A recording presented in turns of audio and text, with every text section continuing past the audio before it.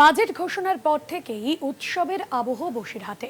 নতুন সরকারের বাজেটে বসিরহাটকে পৃথক জেলা ঘোষণা হতেই আনন্দে মেতে উঠলেন সাধারণ মানুষ। শহরাঞ্চল থেকে প্রত্যন্ত এলাকার বাসিন্দাদের মধ্যেও দেখা গেল সেই আনন্দের ছবি, উচ্ছ্বাসের ছবি। বহুদিনের দাবি পূরণের আশায় রাস্তায় নেমে লাড্ডু বিতরণ করেন স্থানীয়রা। তাদের মতে বসিরহাট জেলা হলে প্রশাসনিক পরিষেবা আরও দ্রুত ও সহজলভ্য হবে। উন্নয়নের নতুন দিগন্ত খুলবে এই মহকুমা জুড়ে। সরকারের এই ঘোষণাকে স্বাগত জানিয়ে খুশির আবহ গোটা বসিরহাট জুড়ে। দেখুন সঞ্জিত চক্রবর্তীর প্রতিবেদন।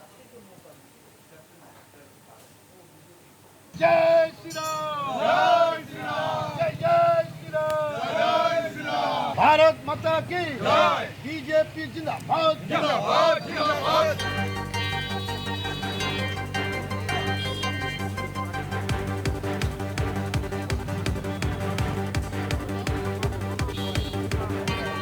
2026-27 আর্থিক বর্ষে পূর্ণাঙ্গ জেলা হলো বসিরহাট। বরাবরই এর আগে ছিল স্বাস্থ্য জেলা, তারপর পুলিশ জেলা, এইবার পূর্ণাঙ্গ জেলা। রীতিমতো খুশির হবার সীমান্ত থেকে সুন্দরবনের 11টি ব্লকের একদিকে লাড্ডু বিতরণ, অন্যদিকে সীমান্তের মানুষের বিভিন্ন আনন্দ উৎসবের ছবি ধরা পড়ল।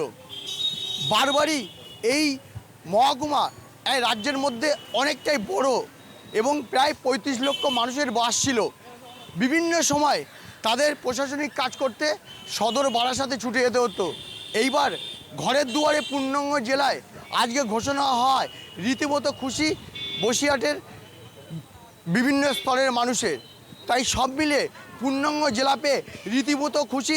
সেই সময় লাড্ডু বিতরণ হচ্ছে। দেখাতে চেষ্টা করব যেভাবে খুশির হাওয়া, একদিকে তারা লাড্ডু বিতরণ করছে, অন্যদিকে এই জেলা পেয়ে রীতিমতো খুশি এই সীমান্ত থেকে সুন্দরবনের বিস্তীর্ণ অঞ্চলের মানুষ।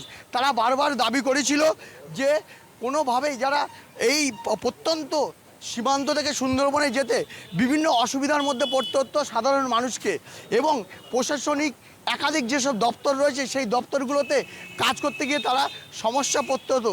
সেই খুশিতেই তারা কিন্তু লাড্ডু বিতরণ করছে। বসিরহাটকে বসিরহাট জেলা ঘোষণা করেছে, এটা সারা বসিরহাটবাসীর হয়ে আমরা বিরাট গর্বিত। আমাদের সরকার এই কাজ করেছে, এর জন্য ভারতীয় জনতা পার্টির পশ্চিমবঙ্গ সরকারকে বসিরহাটবাসীর হয়ে আমি আন্তরিকভাবে কৃতজ্ঞতা এবং আমার হৃদয় থেকে এই সরকারের প্রতি আমার অনুরাগ, আমার ভালোবাসা জানাই।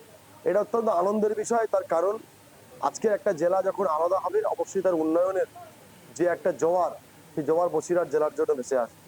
ভারতীয় জনতা পার্টির সরকার দীর্ঘদিন পরে পশ্চিমবঙ্গে অধিষ্ঠান করেছে, আর তাদের নতুন বাজেটে আমাদের বসিরহাট জেলাকে আলাদা জেলা হিসেবে ঘোষণা করলে আমরা খুবই আনন্দিত এবং আপ্লুত।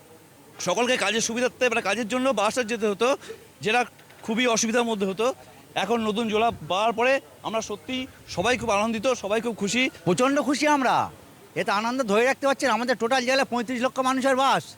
আমাদের সেখানে সুন্দরবন যেহেতু অঞ্চলগুলো আছে সেগুলো প্রচণ্ড খারাপ অবস্থা, রাস্তাঘাট প্রতিটা দুর্দশা, যোগাযোগ ব্যবস্থা নেই, কোনো কিছু নেই।